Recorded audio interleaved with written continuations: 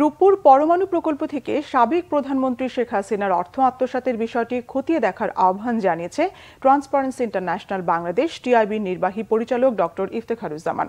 গত সরকারের আমলে ছোট বড় সব প্রকল্পে দুর্নীতি হয়েছে বলে মন্তব্য করে তিনি বলেন, রূপপুর পরমাণু প্রকল্পে অর্থ আত্মসাতের সম্ভাবনা উড়িয়ে দেওয়া যায় না। রাজধানীর এফডিসি মিলনায়তনে ডিবেট ফর ডেমোক্রেসি আয়োজিত ছায়া সংসদ বিতর্কে এসব বলেন ডক্টর ইফতেখারুজ্জামান। বিদেশে পাচারকৃত অর্থ আন্তর্জাতিক আইন অনুসারে ফেরত আনা সম্ভব বলে জানান তিনি। তবে সরকারকে সংশ্লিষ্ট দেশের কাছে তথ্য চাইতে হবে।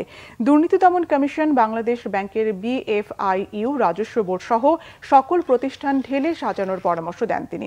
সরকারি কর্মকর্তাদের সম্পদের হিসেব দেওয়ার বিষয়ে প্রধান উপদেষ্টার ঘোষণায় ইতিবাচক মন্তব্য করে তিনি আশা করেন উপদেষ্টারা আগে সম্পদের হিসেব দিয়ে এই চর্চা শুরু করবেন।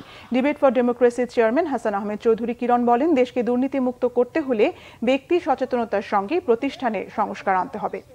এটা বাংলাদেশের সবচেয়ে বড় ইতিহাসের সবচেয়ে বড় প্রকল্প। এখানে দুর্নীতির সম্ভাবনা কোনো অবস্থায় নাকচ করা যায় না। আর এই কারণে নাকচ করা যায় না যে যেই রাশিয়ান যে কোম্পানির সাথে, যে প্রতিষ্ঠানের সাথে এই চুক্তিটা হয়েছে, যারা এই কাজটা করছেন, তাদের বৈশ্বিক মানদণ্ডে তাদের কিন্তু ট্র্যাক রেকর্ড দুর্নীতিবাজ হিসেবে মোটামুটিভাবে সুপরিচিত। কাজে সেই প্রতিষ্ঠানের সাথে যেহেতু কাজ হয়েছে, এবং রাশিয়াও কিন্তু যে করাপশন পারসেপশন ইন্ডেক্স, দুর্নীতির যে ধারণা সূচক, সেই সূচকে কিন্তু মোটামুটি নিম্ন পর্যায়ে, সর্বনিম্ন পর্যায়ে যে দেশগুলো, তার মধ্যে একটি। কাজেই এই পারমাণবিক রূপপুর পারমাণবিক প্রকল্পে বাস্তবায়নের ক্ষেত্রে দুর্নীতি হয়নি, সেটাও বলার মতো সুযোগ নেই।